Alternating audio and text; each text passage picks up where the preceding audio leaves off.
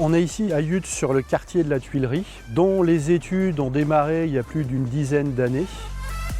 On est ici sur la 3e phase, mais ça permet de comprendre le cheminement que la Sodevam a proposé à la ville de Yutz depuis les premières études pour qu'aujourd'hui ce projet soit réalité.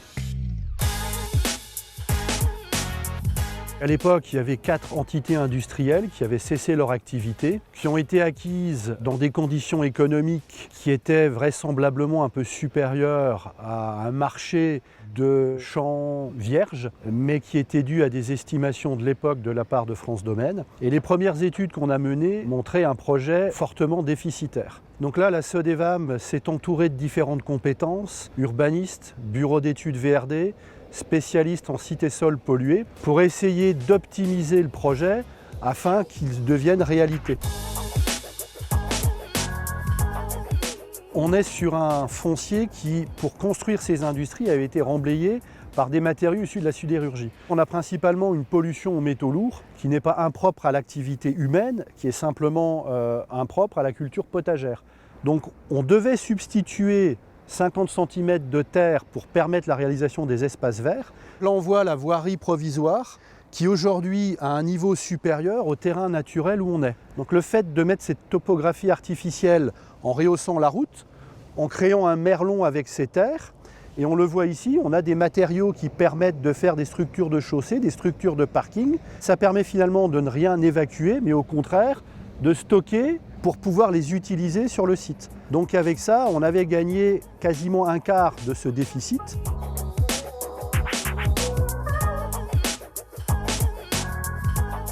On a réussi à gagner un deuxième quart, alors on le verra le long de la voirie, par une gestion intégrée des eaux pluviales, c'est-à-dire plutôt que de mettre des gros tuyaux et d'envoyer l'eau dans la Moselle qui n'est pas loin de nous, on s'est dit qu'on allait conserver l'eau sur place et l'infiltrer. Le fait de ne plus mettre de tuyaux, mais de gérer les eaux pluviales des voiries via des noues et que chaque construction infiltre ces eaux pluviales sur la parcelle nous a permis de gagner encore un quart de ce déficit. La dernière moitié a été gagnée en densifiant le projet. On est passé à l'époque de 500 à 800 logements, ce qui nous permettait de tendre vers l'équilibre budgétaire.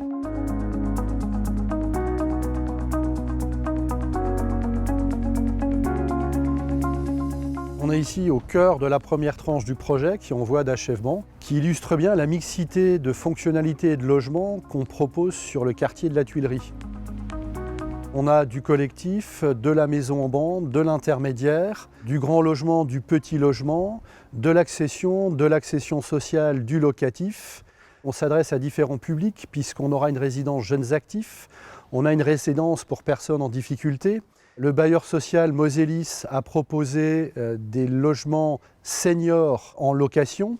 La collectivité souhaite un dernier projet qui devrait voir le jour sur la tranche 3, c'est une résidence senior gérée. Donc c'est vrai qu'on retrouve toute la panel d'habitat avec tous les publics, de l'étudiant jusqu'au senior, en passant par la famille ou le primo-accédant.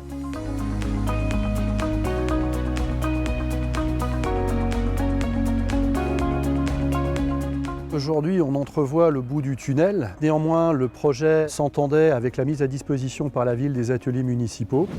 Aujourd'hui, la ville n'ayant pas forcément de solution, on est en train d'étudier à ses côtés une manière d'optimiser l'emprise des ateliers pour dégager les dernières emprises foncières permettant de boucler le projet. 10 ans après, on peut être fier à la Sodevam d'être au cœur de ce quartier et d'avoir réussi aux côtés de la ville de Yutz à reconvertir une friche industrielle en quartier d'habitat.